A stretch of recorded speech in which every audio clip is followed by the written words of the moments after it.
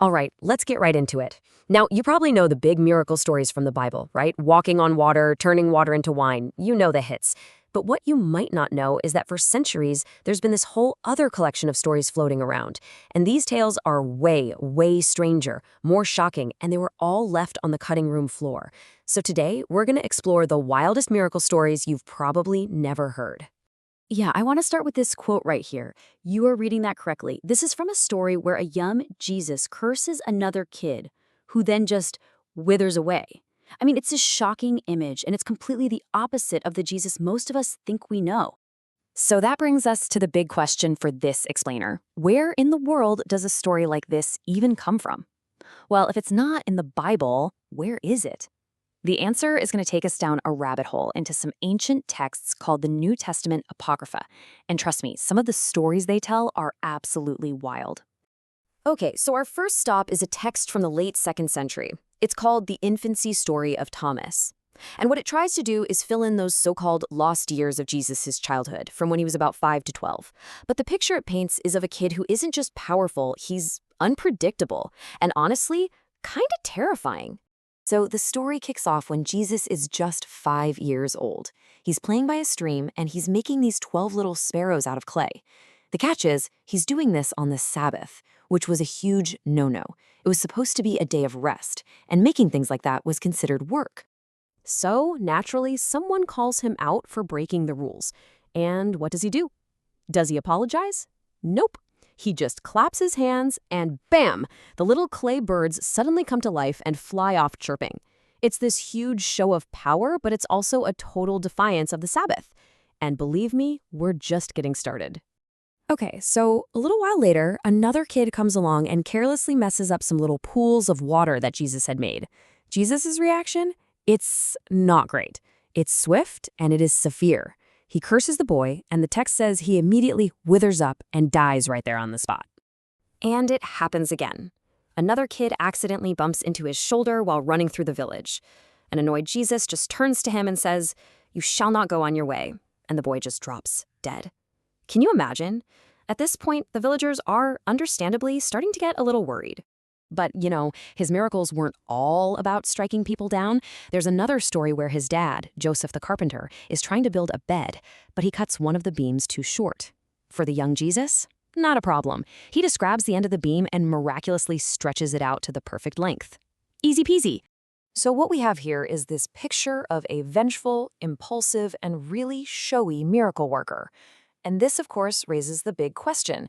If these stories were so popular back then, why on earth are they not in the Bible?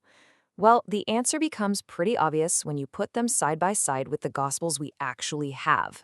And this is where it gets really interesting. Just look at the contrast. The Jesus from these apocryphal stories, the one striking kids dead, just doesn't line up with the biblical account in Luke, which says he grew in wisdom and in favor with God and man. And this miracle-working child prodigy, that totally clashes with the people in his own hometown asking, wait, isn't this just the carpenter's son?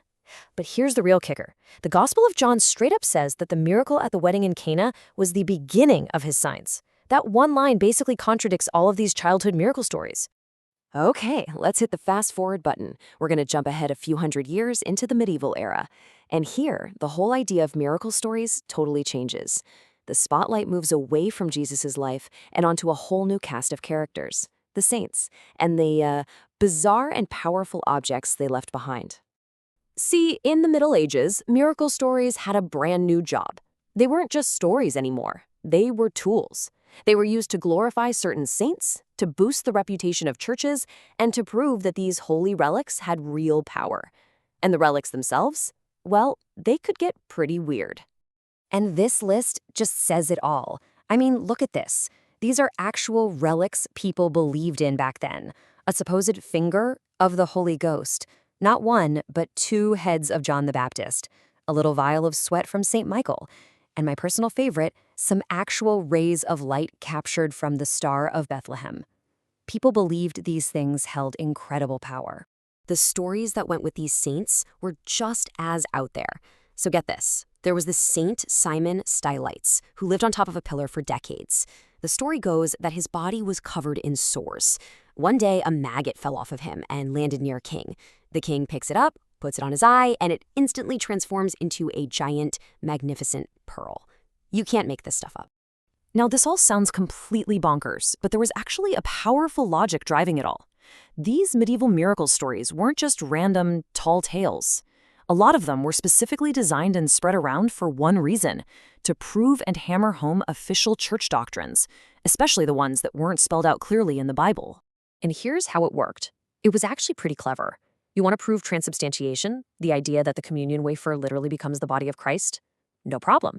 You tell a story about a mule that's been starved for 3 days, and when it's offered a pile of oats, it ignores them and kneels before the holy wafer instead. You need to convince people that purgatory is real? You share a story about a nun who appears as a ghost, saying her suffering was eased because of the water she gave up during her life. And how do you prove Mary was assumed into heaven? You tell a story that when the apostles opened her tomb, her body was just gone. Poof, taken straight to heaven. And holding all of this together was this key idea called the doctrine of supererogation. It sounds complicated, but the basic idea is this. Really holy saints were so good that they built up a surplus of spiritual brownie points, or merit. This excess merit was like a spiritual bank account controlled by the church, and they could transfer some of it to regular sinners to help cancel out their sins and get them out of purgatory faster. So what was the end game here? Well, according to historians who look at these texts, the whole point of these apocryphal and medieval miracles was to shift what people based their faith on. The goal was to move the church's focus away from what the Bible actually said and toward a new system, one that was built on church traditions, official doctrines, saints, and holy relics. Which leaves us with this final thought to chew on. From a vengeful child Jesus to pearl-producing maggots, these stories are way more than just weird historical footnotes. They're like a window straight into the human imagination of the time. And they make you ask a bigger question. What do the stories a culture tells, both the ones it makes official and the ones it leaves out, really tell us about its deepest hopes, its biggest fears, and what it truly believes in?